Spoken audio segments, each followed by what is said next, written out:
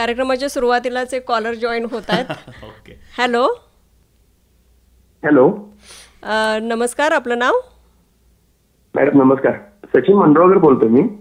हां सर, आजचा विषय अर्थात अजून टॉपिक सुरू झाला नाही आहे, पण तरीसुद्धा तुम्ही फर्स्ट कॉलर आहात, तर तुमचा प्रश्न विचारा. सर आपल्यासोबत आहेत. ओके. काही नाही, फक्त एक मला हे विचारायचं होतं. माझा प्रश्न म्हणजे माझा मुलगा आता कोरोनामध्ये मोबाईल जास्त घेत होता, ते त्याच्यामुळे त्याला चष्मा लागलेला आहे. बर. माझा तो रेग्युलर चष्मा यूज करतो, पण तो चष्मा आता हा रेग्युलर राहील की परत जाईल तो? उनका सवाल ये है कि हाँ स्पेक्स यूज हो रहा है अभी, मीन्स मोबाइल का यूज ज़्यादा होने की वजह से. नाव ह्यांचं नाव काय? सचिन मंडोळकर. सचिन, कसं असते आज ते आता कोरोनाच्या नंतर जास्त मुले असं मोबाईल वापरायले फॉर व्हेरियस रिझन्स. त्याच्यामुळे जर चष्मा आले असेल तर चष्मा किती दिवस वापरायला लागते, चष्मा काय, नंतर चष्मा बगैर चष्मा पण त्यांनी बघणार काय नाही, ते चष्माचा नंबर काय आहे, ते प्लस आहे मायनस आहे, सगळ्या गोष्टीवरती डिपेंड असते.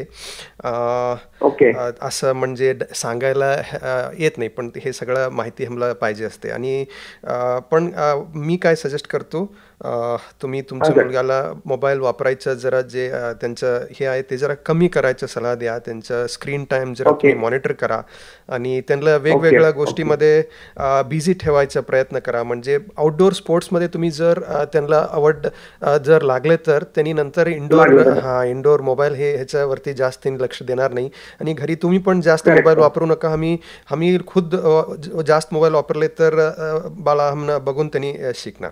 करेक्ट. ओके. Thank you sir.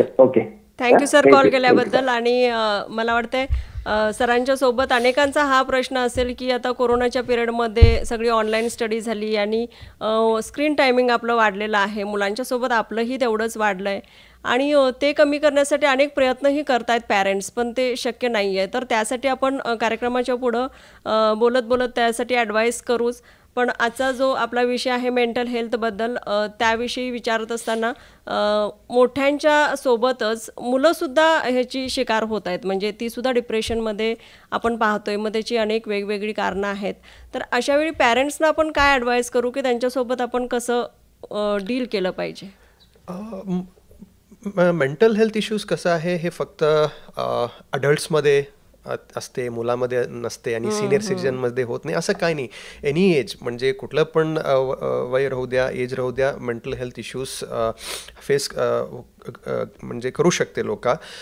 मुलांच्याबद्दल काय म्हणजे फर्स्ट पहिला गोष्टी फॉर चिल्ड्रन्स मेंटल हेल्थ, मुलांचे मानसिक आरोग्याच्यासाठी पहिला गोष्टी त्यांच्यावरती एक जास्त प्रेशर, अकॅडमिक प्रेशर जास्त घालायचा प्रयत्न नाही करायला पाहिजे. म्हणजे आमचे जे अपेक्षा आहे, एक्सपेक्टेशन आहे, जर मुलांच्यावरती आम्ही घातले तर त्यांना जास्त प्रेशर होणार. म्हणजे त्यांना काय आवडते, त्यांचं काय टॅलेंट आहे, त्या टॅलेंट आम्हाला प्रमोट करायला पाहिजे.